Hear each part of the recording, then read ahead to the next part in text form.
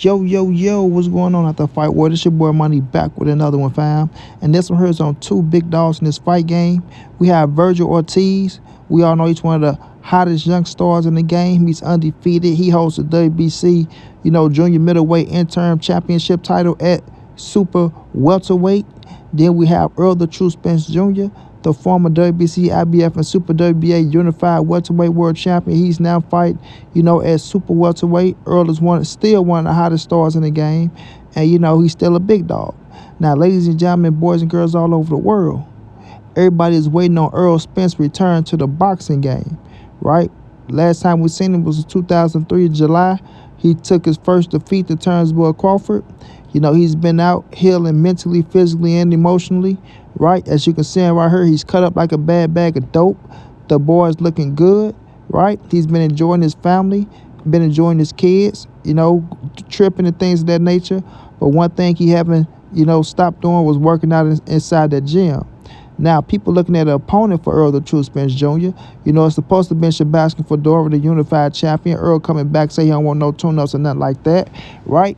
Now, a big-time fight for Errol Spence is Errol Spence versus Vergil Ortiz at the AT&T Stadium right there in Dallas. They both from Dallas. A mega fight to see who the king of Dallas is. You understand what I'm saying? Now, we all know Vergil, like I say, he holds the WBC intern title at 154 pounds. But Vergil, a bad boy. Can't take nothing away from Vergil Ortiz. A bad boy. Once spoiled Errol Spence back when he was a young buck. But now he's making his name. He's letting his name be known, right? He wants to smoke with Jerron Boots Ennis. But it look like Jerron Boots Ennis don't want to smoke with Vergil. I got a video coming on that. You know what I mean?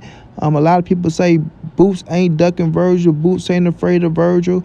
This, that, and the third, right? I'm one of the cats that say Boots to fight anybody here, fight Vergil Ortiz.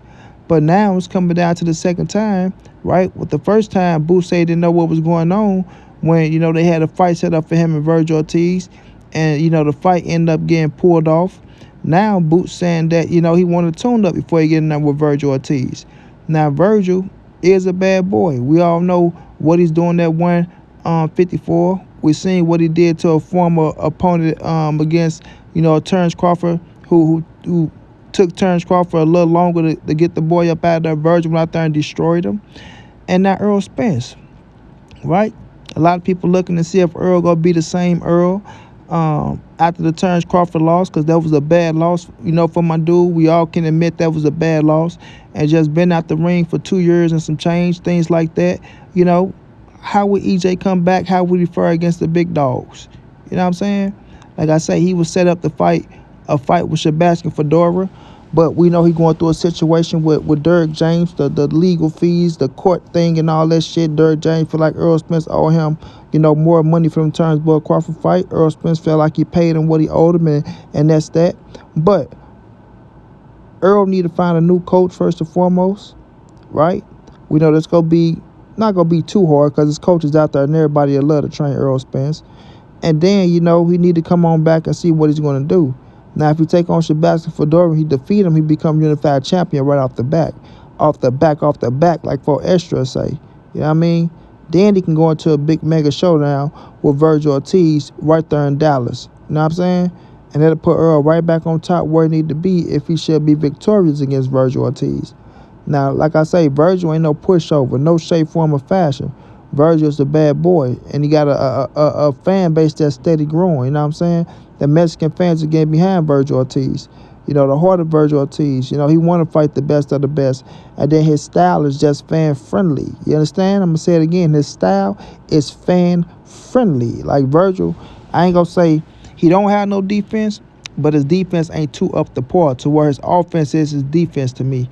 Like we seen Vergil get hit a lot. We seen him get dropped, but we seen him get back up and handle his business and break whomever he's facing. You know what I'm saying? So him versus Errol Spence would be a fucking bomb burner, and it will go down as one of the best fights in boxing history, in montray-brown opinion. Just on the fact of the way both of these dudes fights, you know what I'm saying? But Vergil Ortiz, like I say, Vergil, I know he won't have no problem fighting Errol Spence, because at 147, he wanted to fight with Bud and he wanted to fight with Earl. If you leave it up to him, in his words, he wanted to fight both of them. You know what I'm saying? Now he's trying to get a fight with Jerron Boots Ennis, and, you know, they can't make it happen. But if he was to get a fight with Errol Spence, bro, to go out there to see who the king of Dallas is, you fight for something, not just money inside the ring, but you fighting for bragging rights outside the ring. Because Errol Spence still hold the title, you know, in Dallas. Let's be real. Let's be real. You know what I'm saying? In Dallas, he still hold the title, especially when he come back. Pay-per-view fighter, made all the money in the world, former unified home 3 scraps, fighting all the big names out there. You know how EJ get down. Let's not play stupid. You know, still a lot of haters out there that hate on Earl, but we all know how EJ get down. Had the best resume at 147. You dig what I'm saying? So now with him and Vergil Ortiz, they stepping up to the plate and making it happen in Dallas, AT&T Stadium. I'm quite sure Jerry Jones won't mind at all. Won't mind at all to have that big time fight out there in Dallas at Jerry Jones' word, because he understands it's gonna bring him in. Yeah, it's gonna bring him in, especially if you go out there and you know, it's the first fight for Errol Spence back at AT&T. You feel me? His first fight back at AT&T after smoking your Dennis Ugas. Man, they gonna pack that thing out, bro. Dallas gonna come out heavy. I'm talking about blacks, Mexicans, white, green, purple, blue, orange. Motherfuckers flying all over the world, because the main thing, a lot of people want to see what Errol Spence looked like his first fight back. So whoever get the privilege to share the ring with him, they for sure gonna make some good money, because the pay-per-view is gonna be popping, shot town. You know what I'm saying? But it's gonna be up to Earl on what he wanna do. You know what I'm saying? It's going to be up to him on what he want to do. Like you say, he don't want no tune-ups. He missed to get right back to it. Doesn't matter how long he been outside the ring. He ain't wasting no time. He feel like, you know, every fight is meaningful. So, you know, why waste time? That's how he feel. That's his heart. That's the way he's built. That's how he's wired. So, you know, if he can come back, if he can, first of all, let's just say he can beat Fundora and become unified champion and face Vergil Ortiz in a world title fight at AT&T, that'll be big time. Or if we just come back, and if you don't get the Fundora fight and him and Vergil can get in that ring and scrap it out at AT&T, it's still gonna be big time, because Errol Spence stepping back in that ring. You know what I'm saying? So, you know, this is just some things that's on my mind about Errol Spence and the big fights out there, because Jerron Boots Ennis, we don't know what's gonna happen with him and Vergil. He look like he don't want no parts of Vergil. You know what I'm saying? Not saying he's afraid, not saying he's ducking. Right? Before y'all try to, hey, montray-brown, man, what's going on? Because if they was a fight, I actually picked Boots to beat Vergil Ortiz. I actually believe Boots can beat him.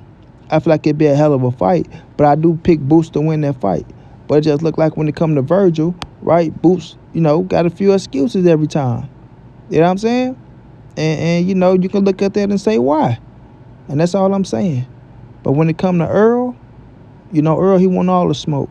So we'll see if him and Vergil Ortiz can make that thing happen in the future. But that's a big-ass fight in Dallas, man. Big-ass fight in Dallas. Make a whole lot of money. Bring out a whole lot of people for a great night of fights. But Earl versus Vergil, hell of a fight, bro. Hell of a fight. You know, Vergil been making his bones. And, you know, he's up there now. He's one of the top shotters at 154. Nobody can deny that. Can't deny that at all. This ain't that 147 where he was trying to get a scrap. His name is known now. So let's see what happened with EJ when he stepped back into the ring. And let's see if this fight can get put down. Because if so, Montray-Brown would love to see it. Straight like that, and Money be on to the next.